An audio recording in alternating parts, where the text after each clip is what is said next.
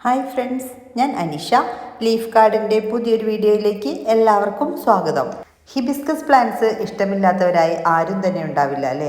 വലിയ മെയിൻ്റനൻസ് ഒന്നും ഇല്ലാതെ തന്നെ നമുക്ക് വളർത്തിയെടുക്കാൻ പറ്റിയൊരു ഫ്ലവറിങ് പ്ലാന്റാണ് ഹിബിസ്കസ്. അതും ഹൈബ്രിഡ് ടൈപ്പ് കൂടിയാവുമ്പോൾ നമുക്ക് പോട്ടിൽ തന്നെ അനായാസം വളർത്തിയെടുക്കാനായിട്ടും സാധിക്കും. ഇത് ഒരുപാട് ഹൈറ്റ് വെച്ച് പോകുന്ന ടൈപ്പല്ല. ഹൈബ്രിഡ് ടൈപ്പ് കുറച്ച് ഡാഫായി നിന്നുകൊണ്ട് തന്നെ നിറഞ്ഞ പൂക്കളുണ്ടാകുന്ന വെറൈറ്റീസാണ്. ഹിബിസ്കസ് പ്ലാന്റ്സിന് പോട്ടി മിക്സ് ആയിട്ട് ഉപയോഗിക്കാൻ ഏറ്റവും നല്ലത് നല്ല നീർവാർച്ചയുള്ള മണ്ണും ചാണകപ്പൊടിയും ചേർന്നൊരു മിക്സാണ്. നന്നായി വേരോട്ടം കിട്ടുന്നതിന് വേണ്ടിയിട്ട് മണലോ അല്ലെങ്കിൽ ചകിരിച്ചോറോ ആഡ് ചെയ്ത് കൊടുക്കാം. അതുമല്ലെങ്കിൽ നമുക്ക് കരിയില പൊടിച്ചത് ലീഫ് മോൾഡും ആഡ് ചെയ്യാവുന്നതാണ്. ഇടയ്ക്കിടെ ഒരു 2-3 മാസം കൂടുമ്പോൾ ഒരു സോഫ്റ്റ് പ്രൂൺ ചെയ്ത് കൊടുക്കുകയാണെങ്കിൽ, ഫ്ലവറിങ് കഴിഞ്ഞ സമയങ്ങളിൽ സോഫ്റ്റ് പ്രൂൺ ചെയ്ത് കൊടുക്കുകയാണെങ്കിൽ നല്ല ബുഷിയായി നിന്നുകൊണ്ട് തന്നെ നന്നായി പൂക്കളുണ്ടാകും. അടിവളമായി മാസത്തിലൊരിക്കൽ DAP ആഡ് ചെയ്ത് കൊടുക്കുന്നത് വളരെ നല്ലതാണ്.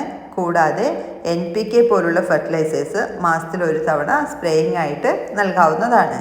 ഡയറക്റ്റ് സൺലൈറ്റിൽ വെച്ച് കഴിഞ്ഞാലാണ് ഹിബിസ്കസ് പ്ലാന്റിൽ നന്നായിട്ട് പൂക്കളുണ്ടാകുന്നത്.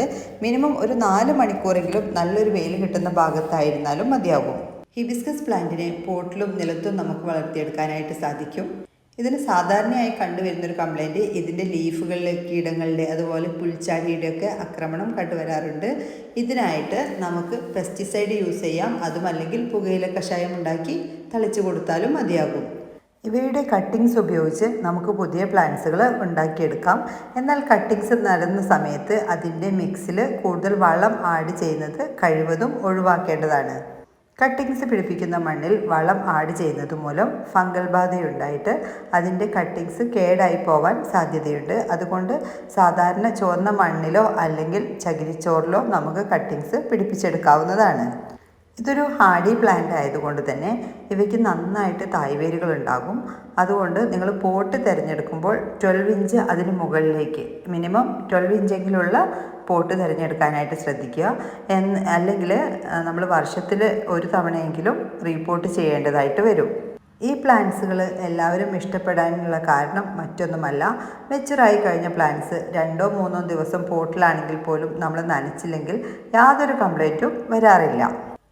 ഈ ഒരു സൈസിലുള്ള പ്ലാന്റ്സുകളാണ് നമ്മൾ അയക്കുന്നത്. ഇവയുടെ ലീഫ് ഡിഫറൻറ്റ് നോക്കിയിട്ടാണ് പ്ലാന്റ്സുകൾ സെലക്ട് ചെയ്യുന്നത്. എല്ലാം തന്നെ ഫ്ലവർ ആയി നിൽക്കുന്ന പ്ലാന്റ്സുകളല്ല അയച്ചു തരുന്നത്.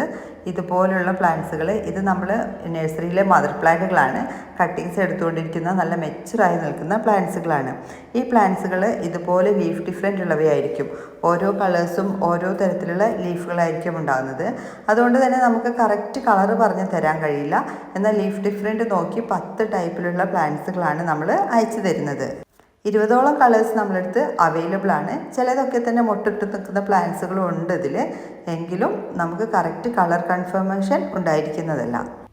മാത്രമല്ല ഈ പ്ലാന്റ്സുകൾ ബെയർ റൂട്ടായിട്ടാണ് നമ്മൾ അയച്ചു തരുന്നത്. മണ്ണൊഴിവാക്കി ഇതുപോലെ കവറിലിട്ട് അല്പം ചകിരിച്ചോറ് അല്ലെങ്കിൽ മണ്ണ് പോട്ടി മിക്സ് നിറച്ച ശേഷമാണ് ഈ പ്ലാന്റ്സുകൾ അയച്ചു തരുന്നത്. DTDC കൊറിയർ അല്ലെങ്കിൽ ഇന്ത്യൻ പോസ്റ്റ് വഴിയാണ് പ്ലാന്റ്സുകൾ അയക്കുന്നത്. പ്ലാന്റ്സുകൾ വാങ്ങിക്കാൻ താല്പര്യമുള്ളവർ സ്ക്രീനിൽ കൊടുത്തിരിക്കുന്ന നമ്പറിലേക്ക് മെസ്സേജ് അയച്ചോളൂ. Okay, thank